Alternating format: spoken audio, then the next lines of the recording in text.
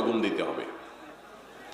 সকালের ঘুম এটা প্রশংসনীয় ঘুম না।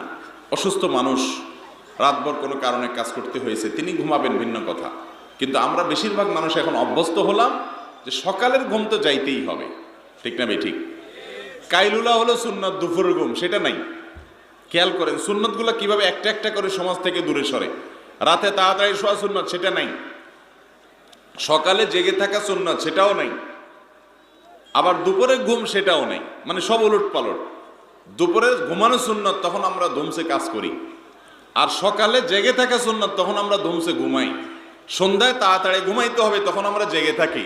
ভোরে তাড়াতাড়ি উঠতে হবে, তখন আমরা ঘুমায় থাকি। পুরো লাইফস্টাইলটাকে শয়তান এমন ভাবে করেছে যে কোনোভাবে যেন জান্নাতে আমরা যেতে না পারি। এটা যদি আমরা বুঝতে পারি এবং সেটাকে আমলে আনতে পারি, তাহলে কাজ হবে। আমার কথা ঠিক বলে লাভ নাই।